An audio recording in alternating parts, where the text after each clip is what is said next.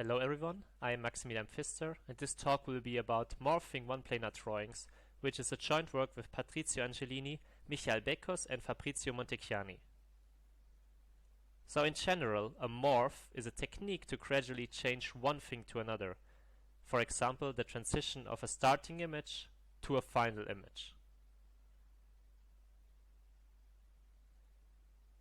And in graph drawing, where we map the vertices to points in the plane and edges as Jordan curves joining these points, a morph is a transition from one straight line drawing of a graph to another straight line drawing of the same graph. Now, to capture this notion of a gradually changing image or drawing, we do not allow node edge overlaps or the introduction of crossing edges. But as you can see here in this example, in any morph from the left to the right figure, we will need a node overlap at some point. Hence, we need additional requirements for the input drawings, namely, for planar graphs in particular, that they have the same set of faces and the same outer face. And recall that planar graphs are graphs that can be drawn in the plane such that no two edges cross each other.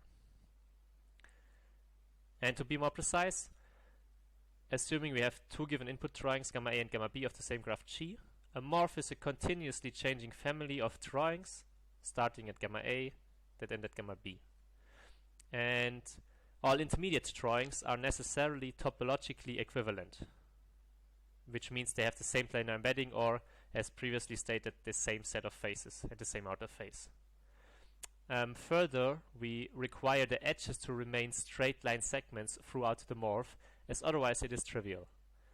And this particular problem has a rich history of study, and it dates back to 1944, where Cairns showed that there exists a morph between plane triangulations, which was extended in 1983 by Thomason to all planar graphs.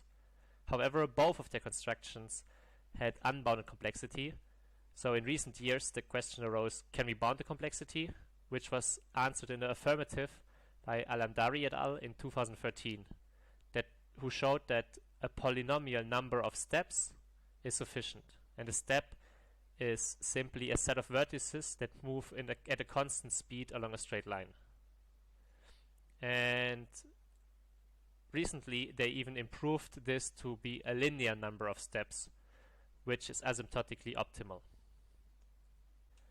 So the question arises if one can extend the notion of morphing to non-planar drawings. However, in the literature, the only related result we found was by Chambers et al.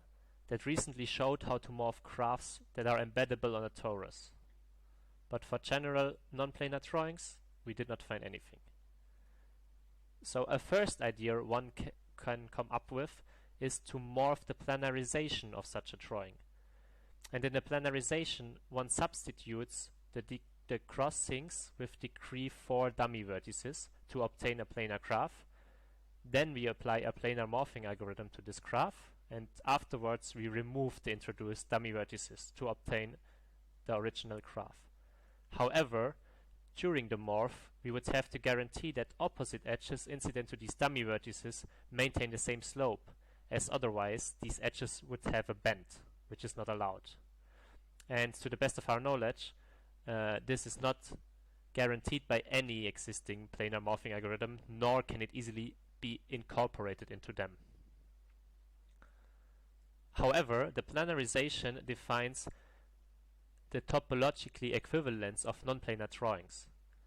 And we say that two non-planar drawings are topologically equivalent if they have the same set of cells, which are in fact just the faces of the planarization of them.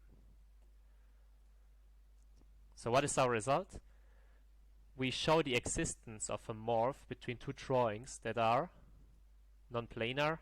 Well, we tried to do it for all non-planar graphs, but we failed. So it is natural to restrict it further to a subclass, namely one-planar drawings. And in a one-planar drawing, as you can see on the right, every edge is crossed at most once. However, even this restriction was not restrictive enough, so we had to introduce the class of kite planar one-planar drawings. And clearly these drawings are one planar. However, we also require that all of the kite edges are present, so that all the K4 is complete. And further, that the binding edges, which are colored orange, are uncrossed. Okay? And these restrictions allow us to level the vertices. Namely, in this example, the outer vertices or the red vertices are of level 0, while the inner ones are of level 1. And now the crucial idea of the proof is that we do a recursion on the leveling of the vertices. Namely, in the base case, we assume that all vertices are of level 0, while in the recursive case, we assume that the morph of the subgraph introduced by all the vertices that have level at most L-1 is already computed. And based on this morph, we compute the trajectories of the level L vertices. And to do so, we use two main ingredients. The first is a result by Aronov et al., which states that given two topologically equivalent planar drawings, one can compatibly triangulate them. That means that in the end we have the same triangulation by adding at most n² vertices. And the second result is by Angelini et al. That says if the two drawings are planar and strictly convex, then there exists a morph that maintains planarity and strict convexity throughout it. So for the base case, recall that all vertices are of level 0, which means that if there is a kite present, then this kite does not contain any vertices. So the initial step is to empty these kites, which means we remove the crossing edges and we mark the resulting empty quadrangular face. And at the bottom, we illustrate this procedure for the gamma A of G, but equivalently, the same steps have to be applied to gamma B of G. So now we will compatibly triangulate the two resulting drawings of this subgraph P such that the quadrangular faces remain quadrangular, but the rest is a triangulation, as you can see here in this figure. And now the crucial observation is that this drawing of P prime, actually both drawings of P prime, are strictly convex, because a triangle is always strictly convex, and the quadrangular faces had a crossing inside before, hence they were strictly convex. And therefore we can apply the planar convex morph algorithm by Angelini et al. To go from gamma A of P prime to gamma B of P prime. And now afterwards we just have to undo what we did, which is remove the vertices introduced in the compatible triangulation and reinsert the crossing edges to obtain a drawing of gamma B of G. So for the recursive case, we assume that the morph of the subgraph induced by the vertices that have at most level L-1 is already computed. And we want to use the information we get from this morph to define the trajectories of the level L vertices. And in particular, the level L-1 vertices form kites where the level L vertices lie inside. And for each such a kite defines 4 pieces of a kite. For example, this blue one here. And now we will track the shape of this piece of a kite throughout this already recursively computed morph. And this allows us to define a disk shaded in light blue here that fits inside this piece of a kite at all time steps. Okay? And after we define this disk, we consider the time step where the edge UV, which is where U and V are level L-1 vertices, is as short as possible, which is defined by this lambda. And the disk and this lambda then define this angle phi. And all of this information we get from the recursively computed morph, and we store for each piece of a kite individually. Because the idea is to fit the subgraph that lies inside each piece of a kite inside this disk later on. However, of course, the initial drawing may not fit. So we have to morph it inside. In particular, say let H delta be the subgraph inside such a piece of a kite, and to get some nice properties, we first augment it to obtain h prime. And in this figure, we illustrate all these examples. So we've initially add a vertex sufficiently close to the crossing point of the two diagonals, and then afterwards we remove crossing edges of h delta, and again we mark the respective faces and compatibly triangulate the rest of h delta, which is equivalent to what we did in the base case. Now u, v, and the newly introduced vertex will always form the outer face of h delta, including u and v. But now we consider the outer face of h delta without u and v, which is depicted in blue here. And we observe that this is a chain of cycles. In this particular example, it is just a single cycle, but it can be a chain of cycles where possibly cycles are even degenerated to a single edge.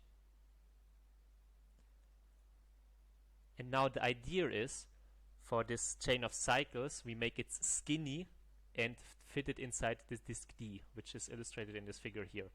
So the following properties have to hold for the skinny drawing: that every cycle of the chain is drawn inside D, which you can see here, that the cycles are drawn strictly convex, and that the cut vertices of this chain lie on the radius R, and that the angle that is formed of the intersection between the line through the radius and the line through each segment of the cycles is smaller than phi. And if we ensure all these properties, then we get some if we can ensure these conditions, then we get some properties, namely that the binding edges, which are gray here, do not cross each other. They maintain planarity because of 3 and 4. And the property 2 then implies that we can apply a planar convex morphing algorithm from the initial drawing to the skinny drawing, which we will discuss in detail on the next slide. So now we describe the morph from the initial drawing of h prime, that is inside a piece of a kite, to the skinny drawing we just defined. And recall that the initial drawing is a strictly convex drawing, as it is almost triangulated. And in the bottom left, there is an illustration of such a drawing. And now, by the construction of the chain of cycles we just described on the page before, we also have that every cycle of C is strictly convex in the skinny drawing, as seen below.